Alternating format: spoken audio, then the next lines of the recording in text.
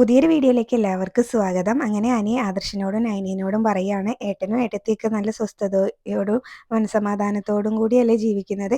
പക്ഷേ എൻ്റെ മനസ്സമാധാനമല്ലേ പോയത് എന്ന് പറഞ്ഞിട്ട് അവിടുന്ന് സങ്കടത്തിൽ അങ്ങ് പോകുമ്പോൾ നൈനിക്കും ആദർശിനും ഭയങ്കര സങ്കടമാവുന്നുണ്ട് കേട്ടോ.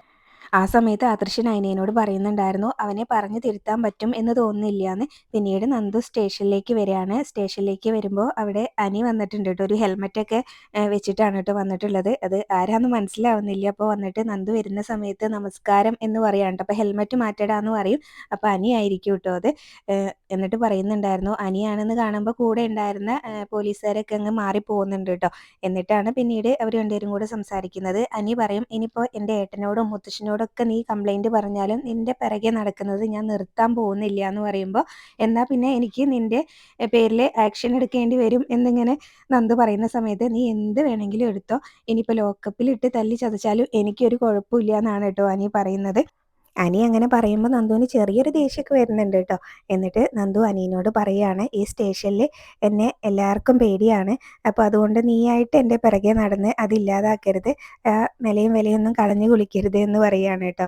എന്തായാലും അനി നന്ദുവിൻ്റെ പിറകെ നടക്കുന്നത് എന്തായാലും ഒഴിവാക്കാൻ പോകുന്നില്ല എന്ന് തറപ്പിച്ചെന്നെ നന്ദുവിനോട് പറഞ്ഞിട്ടാണ് കേട്ടോ അനി അവിടുന്ന് പോകുന്നത്. പിന്നീട് നന്ദു അനിയനോട് സംസാരിക്കുകയാണല്ലോ. അപ്പോൾ കൂടെ ഉണ്ടായിരുന്ന അവിടെ ഉണ്ടായിരുന്ന കോൺസ്റ്റബിൾമാരൊക്കെ ഇങ്ങനെ അടക്കം പറയുന്നുണ്ടായിരുന്നു, വലിയ വീട്ടിലെ പയ്യനാണ്, അനന്തപുരിയിലെ പയ്യനാണ് അത്, അവരോട് ഇങ്ങനെ സാധാരണക്കാരോട് പെരുമാറുന്ന പോലെ പെരുമാറാൻ പറ്റില്ലല്ലോ, അതുകൊണ്ടായിരിക്കും അവനെ മാറ്റി നിർത്തി സംസാരിക്കുന്നത് എന്നൊക്കെ പറയാണ് കേട്ടോ. എന്തായാലും ഞാനൊന്ന് ചോദിച്ചു വരാം, ഇതിൻ്റെ കിടപ്പ് വശം എന്താണെന്നൊന്ന് അറിയണമല്ലോ എന്ന് പറഞ്ഞിട്ട് അവിടെ ഉണ്ടായിരുന്ന ആ കോൺസ്റ്റബിൾ നന്ദുവിൻ്റെ അടുത്തേക്ക് ചെല്ലുകയാണ് കേട്ടോ. ചെന്നിട്ട് അനീനെക്കുറിച്ച് പറയുന്നുണ്ടായിരുന്നു, ആ പയ്യൻ കുറച്ച് കുഴപ്പക്കാരനാണെന്ന് തോന്നുന്നുണ്ട് എന്ന് പറയട്ടോ. ആ പയ്യൻ കുഴപ്പക്കാരനാണോ അല്ലയോ എന്ന് ഞാൻ തീരുമാനിച്ചോളാം, കുഴപ്പക്കാരനാണെങ്കിൽ അവനെതിരെ ഞാൻ ആക്ഷൻ എടുത്തിരിക്കും എന്നൊക്കെ ഇങ്ങനെ അയാളോട് നന്ദു പറയാണ്. അപ്പോൾ അത് വലിയ വീട്ടിലെ പയ്യനല്ലേ എന്നൊക്കെ പറയുമ്പോൾ, ഇനിയിപ്പോൾ തെറ്റ് ചെയ്തത് ആരായാലും അതിപ്പോൾ എത്ര വലിയ വീട്ടിലെ ആളായാലും ഞാൻ അവർക്കെതിരെ ആക്ഷൻ എടുത്തിരിക്കും, നിനക്ക് ഒരുപാട് ജോലിയൊക്കെ ഉള്ളതല്ലേ, പോയി ആ ജോലിയൊക്കെ ചെയ്യാൻ നോക്കുക എന്ന് പറഞ്ഞിട്ട് അയാളെ നന്ദു അവിടെ നിന്ന് അങ്ങ് പറഞ്ഞയക്കുകയാണ്. പിന്നീട് അനി നന്ദുവിൻ്റെ ഫ്രണ്ട്സിനോട് ഈ കാര്യങ്ങളൊക്കെ പറയുകയാണ് കേട്ടോ. അപ്പോൾ അവർ ഇങ്ങനെ എനിക്ക് പറഞ്ഞു കൊടുക്കുന്നുണ്ടായിരുന്നു, അവൾ എന്തൊക്കെ പറഞ്ഞാലും നീ അവളുടെ പിറകെ നടക്കുന്നത് ഒഴിവാക്കാൻ പാടില്ല, അനാമിക എന്നെങ്കിലും നിൻ്റെ ജീവിതത്തിൽ നിന്ന് ഒരു ദിവസം ഒഴിഞ്ഞു പോകും, ആ സമയത്ത് നന്ദു വേണം നിൻ്റെ ജീവിതത്തിലേക്ക് വരാൻ, അതുകൊണ്ട് അവൾ പറയുന്നൊന്നും നീ കാര്യമാക്കേണ്ടെന്ന് പറയൂ കേട്ടോ. അപ്പോൾ അനി പറയുന്നുണ്ടായിരുന്നു, അവൾക്ക് SI ആയപ്പോൾ കുറച്ച് തലക്കനം കൂടിയിട്ടുണ്ട് എന്നാ തോന്നുന്നതെന്ന് പറയും. അപ്പോൾ നന്ദുവിൻ്റെ ഫ്രണ്ട്സ് പറയാണ്, അവൾക്ക് അങ്ങനെയൊന്നുമില്ല, അതൊക്കെ നിനക്ക് തോന്നുന്നതാണ് എന്ന് പറയും കേട്ടോ. ഇനിയിപ്പോൾ നിൻ്റെ മുത്തശ്ശനും ഏട്ടനൊന്നും ഇങ്ങനെ അവളുമായിട്ടുള്ള ബന്ധം അംഗീകരിക്കുന്നില്ലെങ്കിലും നീ അവളുടെ പിറകെ നടക്കുന്നത് ഒരിക്കലും ഒഴിവാക്കരുത്, നിൻ്റെ ജീവിതത്തിലേക്ക് വരേണ്ടവൾ തന്നെയാണ് അത്, നിൻ്റെ കല്യാണത്തിൻ്റെ അന്ന് അവൾ ആത്മഹത്യക്ക് ശ്രമിച്ചതാണല്ലോ, അതുകൊണ്ട് അത്രയ്ക്കും നിന്നെ അവൾ സ്നേഹിക്കുന്നുണ്ട് എന്നൊക്കെ പറയാണ് കേട്ടോ. പിന്നെ നന്ദു പുറത്ത് കാണിക്കുന്നില്ല എന്നേ ഉള്ളൂ എന്നൊക്കെ ഇങ്ങനെ പറഞ്ഞിട്ട് എന്തായാലും നന്ദുവിൻ്റെ പിറകെ നടക്കണം തന്നെയാണ് നന്ദുവിൻ്റെ ഫ്രണ്ട്സ് എനിക്ക് പറഞ്ഞു കൊടുക്കുന്നത് കേട്ടോ. പിന്നീട് നന്ദുവിനെയാണ് കാണിക്കുന്നത്. നന്ദു സ്റ്റേഷനിൽ തന്നെയാണ് കേട്ടോ. അപ്പോൾ അവിടെ ഉണ്ടായിരുന്ന കോൺസ്റ്റബിൾ വന്നിട്ട് നന്ദുവിൻ്റെ കയ്യിലേക്ക് ഒരു ഫയൽ കൊടുത്തിട്ട് പറയുന്നുണ്ടായിരുന്നു, ഇതാണ് വേണുവിൻ്റെ ഭാര്യയുടെയും മോളുടെയും കോൾ ലിസ്റ്റ് എന്ന് പറഞ്ഞിട്ട് അതങ്ങ് കൊടുക്കുകയാണ് കേട്ടോ. അപ്പോൾ അനന്തപുരി എന്നൊരു നെക്ലേസ് മോഷണം പോയിട്ടുണ്ടായിരുന്നല്ലോ, അപ്പോൾ അത് കേസ് ഫയൽ ചെയ്തുകൊണ്ട് തന്നെ നന്ദു അതിനെക്കുറിച്ച് അന്വേഷിക്കാൻ വേണ്ടിയിട്ടാണ് അവരുടെ കോൾ ലിസ്റ്റ് എടുക്കാൻ പറഞ്ഞിട്ടുണ്ടായിരുന്നെന്ന് തോന്നുന്നു. അപ്പോൾ അങ്ങനെ അത് കൊണ്ടു കൊടുക്കുന്നുണ്ടായിരുന്നു. അപ്പോൾ അവർ തെറ്റ് ചെയ്തിട്ടുണ്ടോ എന്ന് അറിയാൻ വേണ്ടിയിട്ട് ഈ കോൾ ലിസ്റ്റ് തന്നെ എനിക്ക് ധാരാളമാണ് എന്ന് പറയൂ കേട്ടോ. അപ്പോൾ വേണു കുറച്ച് തരികിടയാണെന്ന് തോന്നുന്നുണ്ടല്ലേ എന്നൊക്കെ ഇങ്ങനെ കോൺസ്റ്റബിൾ പറയുന്നുണ്ട്. അവർ തരികിടയാണോ അല്ലയോ എന്നുള്ളത് എനിക്ക് ഈ കോൾ ലിസ്റ്റിൽ തന്നെ മനസ്സിലാക്കാമെന്ന് നന്ദു അയാളോട് പറയുന്നുണ്ടായിരുന്നു. പിന്നീട് അനന്തപുരിയിലെ നെക്ലേസ് മോഷണം പോയ കാര്യമൊക്കെ അയാളോട് പറഞ്ഞിട്ടുണ്ട് കേട്ടോ. അവർ നേരത്തെ സംസാരിക്കുമ്പോൾ അത് ആ നെക്ലേസ് മോഷണം പോയ സമയത്ത് വലിയൊരു കോളിളക്കം തന്നെ അവിടെ സംഭവിച്ചിട്ടുണ്ടായിരുന്നു, പല നിരപരാധികളെയും അവർ സംശയിച്ചു എന്ന് പറഞ്ഞു കൊടുക്കുന്നുണ്ട്. പിന്നീട് ഒരു പലിശക്കാരനെയാണ് കാണിക്കുന്നത്. അപ്പോൾ നന്ദു അയാളുടെ അടുത്തേക്ക് വരികയാണ് കേട്ടോ. അപ്പോൾ അയാളാണെങ്കിലും അയാൾ പറയുന്നുണ്ട്, ഇവിടേക്ക് അങ്ങനെ പോലീസൊന്നും വരാറില്ല എന്ന് പറയട്ടോ, അതുകൊണ്ട് എന്താ എനിക്ക് ഇങ്ങോട്ട് വരാൻ പാടില്ല എന്നൊക്കെ പറഞ്ഞ് നന്ദു ചൂടാവുന്നുണ്ട്. അപ്പോൾ മേഡം ഇവിടെ പുതിയതാണോ എന്ന് ചോദിക്കുകയാണ് കേട്ടോ. എനിക്ക് ഇവിടുത്തെ സ്റ്റേഷനിലുള്ള എല്ലാ പോലീസുകാരായിട്ടും നല്ല അടുപ്പാണെന്ന് പറയുമ്പോൾ എനിക്ക് അങ്ങനെ അടുപ്പൊന്നും വേണ്ട എന്ന് പറഞ്ഞിട്ട് നന്ദു തട്ടി കയറുന്നുണ്ട് കേട്ടോ. പിന്നീട് വേണു അയാളുടെ കയ്യിൽ നിന്ന് ഒരുപാട് പൈസ കടം വാങ്ങിയിട്ടുണ്ട് കേട്ടോ. അപ്പോൾ ആ കാര്യങ്ങളൊക്കെ ചോദിക്കുകയാണ്. അപ്പോൾ ലക്ഷങ്ങൾ കടം വാങ്ങിയിട്ടുണ്ട്, ഇപ്പോഴും അതൊന്നും തന്ന് തീർത്തിട്ടില്ല എന്ന് പറയും കേട്ടോ. പിന്നീടാണ് നെക്ലേസിൻ്റെ കാര്യം ചോദിക്കുന്നത്.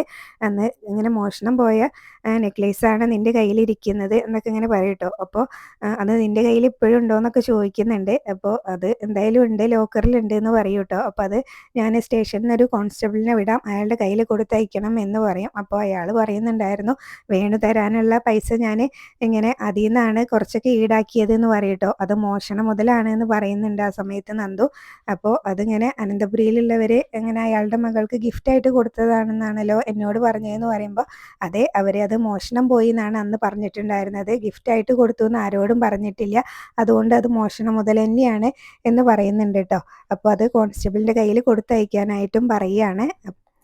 പലിശയ്ക്ക് ഇങ്ങനെ കടം കൊടുക്കുന്നതൊക്കെ തെറ്റാണെന്നുള്ള കാര്യമൊക്കെ അറിയില്ലേ എന്നൊക്കെ അയാളോട് ചോദിക്കുകയാണ് കേട്ടോ. അപ്പോൾ അതൊക്കെ നമ്മളൊരു വിശ്വാസത്തിൻ്റെ പുറത്ത് കൊടുക്കുന്നതല്ലേ, ഇനിയിപ്പോൾ ഒരുപാട് പണം കൊടുക്കണമെങ്കിൽ അതിന് രേഖകൾ വേണമല്ലോ എന്നൊക്കെ അയാളോട് പറയുമ്പോഴാണ് കേട്ടോ അയാൾ പറയുന്നത്, അത് ഇങ്ങനെ ഒരു വിശ്വാസത്തിൻ്റെ പുറത്തല്ലേ കൊടുക്കുന്നത്, എന്ന് ഇങ്ങനെ ചതിക്കുമെന്ന് എനിക്കറിയില്ലായിരുന്നു എന്നൊക്കെ നന്ദുവിനോട് അയാൾ പറയുന്നുണ്ടായിരുന്നേ. ഇപ്പോൾ മനസ്സിലായില്ലേ അയാൾ ഒരു ചതിയനാണെന്ന് നന്ദു അയാളോട് ചോദിക്കുകയും ചെയ്യാണ്. പിന്നീട് അനാമികയുടെ വീട്ടിലേക്ക് ചെല്ലുകയാണ് കേട്ടോ നന്ദു. അപ്പോൾ രേവതി അവിടെ മുന്നിൽ തന്നെ ഉണ്ടായിരിക്കും.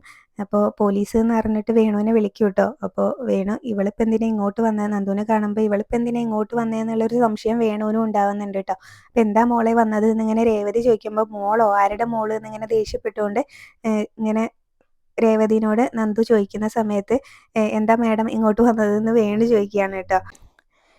വേണുവിനോടൊന്ന് സ്റ്റേഷൻ വരെ വരണം എന്ന് പറയുകയാണ്. അപ്പോൾ ഞാൻ എൻ്റെ വണ്ടിയിൽ വന്നാൽ പോരെ എന്ന് ചോദിക്കുമ്പോൾ, അത് പറ്റില്ല, പോലീസ് വാഹനത്തിൽ തന്നെ വരണം, ഇപ്പോഴാണെങ്കിൽ അടുത്തുള്ളവരൊന്നും കണ്ടിട്ടില്ല, വേഗം വരാൻ നോക്കുക എന്ന് പറയൂ കേട്ടോ.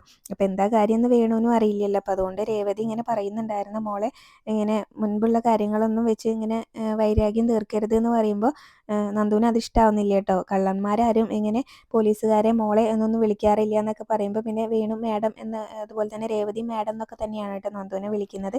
പിന്നീട് നന്ദു പറയുന്നുണ്ടായിരുന്നു, നിങ്ങൾ തെറ്റൊന്നും ചെയ്യാതെയാണ് നിങ്ങളെ കൊണ്ടുപോകുന്നതെന്നുണ്ടെങ്കിൽ നിങ്ങൾക്കും അങ്ങനെ പോലീസുകാർക്കെതിരെ പരാതിയൊക്കെ കൊടുക്കാം, അതിനുള്ള അവകാശം നിങ്ങൾക്ക് ഇന്നുണ്ട് എന്നൊക്കെ ഇങ്ങനെ പറഞ്ഞിട്ട് വേണുവിനെ വിളിച്ചുകൊണ്ട് അവിടുന്ന് പോവുകയാണ് കേട്ടോ. പിന്നീട് അനാമിക ഈ കാര്യങ്ങളൊക്കെ അറിയുമ്പോൾ അനന്തപുരിയിൽ നിന്ന് പൊട്ടിത്തെറിക്കുകയാണ്. ജാനകിയും ജലജയും ദേവയാനിയും അജയനൊക്കെ ഇരിക്കുന്നുണ്ട് കേട്ടോ. അപ്പോഴാണ് പറയുന്നത്, നേരത്തെ അവൾ എൻ്റെ വീട്ടിൽ കയറിയിട്ട് അച്ഛനെയും അമ്മേനെയും തല്ലി ചതച്ചു, ഇന്നിപ്പോൾ ഒരു കാരണമില്ലാതെ എൻ്റെ അച്ഛനെ സ്റ്റേഷനിലേക്ക് കൊണ്ടുപോയിരിക്കുകയാണ്, ഇനിയിപ്പോൾ അവൾക്ക് എന്തെങ്കിലും ചോദിക്കാനുണ്ടായിരുന്നെങ്കിൽ അച്ഛനോട് പറഞ്ഞാൽ മതിയായിരുന്നല്ലോ, അച്ഛൻ അവളെ കാണാൻ സ്റ്റേഷനിലേക്ക് ചെല്ലുമായിരുന്നല്ലോ, ഇതിപ്പോൾ നാട്ടുകാരോടൊക്കെ അയൽക്കാരോടൊക്കെ അമ്മ ഇങ്ങനെ സമാധാനം പറഞ്ഞ് മടുത്തു എന്ന് പറയുകയാണ് കേട്ടോ. അവൾ എന്തോ പ്രതികാരം വെച്ചുകൊണ്ട് ചെയ്യാണ് ഇതൊക്കെയെന്ന് ഇങ്ങനെ പറയുന്നുണ്ട്. ആ സമയത്ത് ജാനകിയാണെങ്കിലും പറയുകയാണ്, അനന്തപുരിയിലെ മരുമകളുടെ അച്ഛനും അമ്മയാണെന്ന് അവരെന്ന് ഇങ്ങനെ നന്ദുവിന് നന്നായിട്ട് അറിയാലോ, അവരെ പിടിച്ചു സ്റ്റേഷനിലേക്ക് കൊണ്ടുപോയിട്ടുണ്ടെങ്കിൽ നമുക്കും കൂടിയല്ലേ അതിൻ്റെ നാണക്കേട് എന്നൊക്കെ ഇങ്ങനെ ചോദിക്കുമ്പോൾ അനാമിക പറയുകയാണ്, ഈ കുടുംബത്തിൻ്റെ പേര് മുഴുവൻ ആദർശേട്ടൻ കളഞ്ഞു, മൂർത്തീസ് ജ്വല്ലറിയുടെ MD ആയ ആദർശേട്ടൻ കളഞ്ഞു കുളിച്ചു, എന്നിട്ടിപ്പോൾ അങ്ങേരുടെ ഭാര്യ തന്നെ അനിയത്തിനെ കൊണ്ട് ഇങ്ങനെ ഓരോന്ന് ചെയ്യിപ്പിക്കുകയാണ് എൻ്റെ അച്ഛനെയും അമ്മേനെയും ദ്രോഹിക്കാൻ വേണ്ടിയിട്ട് എന്ന് പറയുമ്പോൾ ദേവയാനിക്ക് അത് ഇഷ്ടമാവുന്നില്ല കേട്ടോ നയനേനെ പറയുമ്പോൾ. അപ്പോൾ അതുപോലെ തന്നെ ദേവയാനി പറയുന്നുണ്ടായിരുന്നു, ഇനി ഒരക്ഷരം നയനേനെ കുറിച്ച് പറഞ്ഞു പോകരുത് എന്നിങ്ങനെ പറയൂ കേട്ടോ. അനാമികയ്ക്കാണെങ്കിലും ആകെ കലിയാണ്, എൻ്റെ അച്ഛനെ കള്ളക്കേസിൽ കൊടുക്കാൻ വേണ്ടിയിട്ടാണ് അവൾ അച്ഛനെ സ്റ്റേഷനിലേക്ക് കൊണ്ടുപോയത് എന്നൊക്കെ ഇങ്ങനെ പറയൂ കേട്ടോ. അപ്പോൾ അജയൻ പറയുന്നുണ്ടായിരുന്നു, അങ്ങനെയൊന്നും നന്ദു വെറുതെ ഒന്നും ആരെയും സ്റ്റേഷനിലേക്ക് പിടിച്ചുകൊണ്ടുപോവില്ല, അതിനെന്തെങ്കിലും തക്കതായിട്ടുള്ള കാരണം കാണും എന്ന് പറയും. അപ്പോൾ ജാനകിക്ക് അത് ഇഷ്ടമാവുന്നില്ല കേട്ടോ.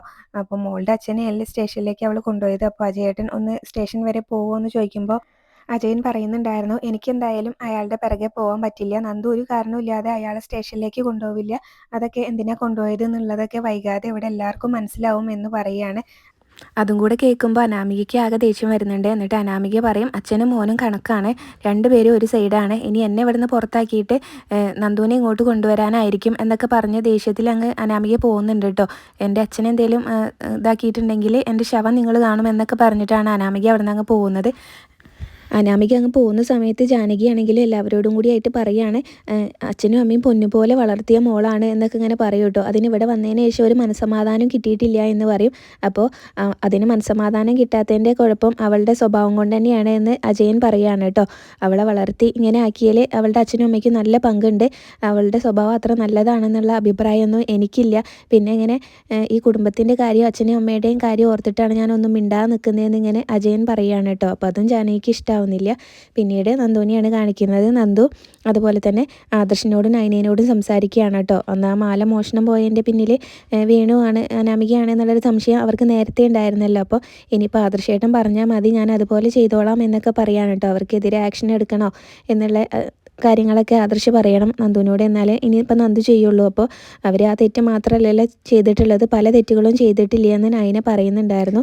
പിന്നീട് നന്ദു പറയാണ്, അന്ന് ആ മാല മോഷണം പോയ സമയത്ത് ഞങ്ങളെയൊക്കെ കുറ്റപ്പെടുത്തിയതാണല്ലോ, അതുകൊണ്ട് സത്യം തെളിയിക്കണം എന്നേ എനിക്കുണ്ടായിരുന്നുള്ളൂ. ഇനിയിപ്പോൾ ആദർശേട്ടൻ പറയുന്ന പോലെ ചെയ്യാമെന്ന് പറയൂട്ടോ. അപ്പോൾ ഇതൊന്നല്ല ഇവിടുത്തെ പ്രശ്നം, എനിക്കിപ്പോൾ നിങ്ങളോട് രണ്ടാളോടും നല്ല ദേഷ്യമുണ്ട് എന്ന് പറയട്ടെ. അപ്പോൾ അവരിങ്ങനെ രണ്ടുപേരും ഒന്നും മനസ്സിലാവാതെ നിൽക്കുകയാണ്. അപ്പോൾ അനിയുടെ കാര്യമാണ് കേട്ടോ ആദർശ് പറഞ്ഞു വരുന്നത്. അന്ന് അനിയുടെ കല്യാണത്തിൻ്റെ തലേ ദിവസം പോലും എങ്ങനെ ഞാൻ പറഞ്ഞതാണ് നന്ദുവിൻ്റെയും അനിയുടെയും കാര്യം അറിഞ്ഞപ്പോൾ കല്യാണം കുറച്ച് നീട്ടി വെക്കാം എന്നുള്ളത്. പക്ഷേ നയന അതിന് സമ്മതിച്ചില്ല എന്നിങ്ങനെ പറയൂ കേട്ടോ. അപ്പോൾ നിങ്ങൾ രണ്ടുപേരും തന്നെയാണ് അനാമിക വീട്ടിലേക്ക് വരാനുള്ള കാരണം. അങ്ങനെയായിരുന്നെങ്കിൽ അവളെപ്പോലെ ഒരുത്തി അങ്ങോട്ട് വരില്ലായിരുന്നു എന്ന് പറയുന്നുണ്ട് കേട്ടോ. നന്ദും അനിയും കൂടെ ഒന്നിച്ചിരുന്നെങ്കിൽ. പിന്നെ നന്ദു ആണെങ്കിലും അനിയുടെ കല്യാണത്തിൻ്റെ അന്ന് ഇങ്ങനെ ആത്മഹത്യക്കൊക്കെ ശ്രമിച്ച കാര്യമൊക്കെ ആദർശ് പറയുകയാണ്. പിന്നീട് പറയുന്നുണ്ടായിരുന്നു, ഞാൻ എൻ്റെ ജീവിതം നന്നായിട്ട് പോയില്ലെങ്കിലും അനിയുടെ ജീവിതം നന്നായിട്ട് പോകണമെന്ന് ആഗ്രഹിച്ചിരുന്ന ആളാണ്. ഇതിപ്പോൾ അനാമിക അവൻ്റെ ജീവിതത്തിലേക്ക് വന്നപ്പോൾ അവൻ്റെ ഉള്ള സമാധാനം മൊത്തം പോയി എന്നിങ്ങനെ പറയുകയാണ് കേട്ടോ. അവനിപ്പോൾ ആകെ സങ്കടത്തിലാണ് എന്നൊക്കെ ഇങ്ങനെ നന്ദുവിനോട് പറയുമ്പോൾ നന്ദുവിനും ആകെ വിഷമാവുന്നുണ്ട്. അപ്പോൾ നന്ദുവിനെയും കാണിച്ചുകൊണ്ടാണ് കേട്ടോ ഇന്നത്തെ എപ്പിസോഡ് അവസാനിച്ചിട്ടുള്ളത്.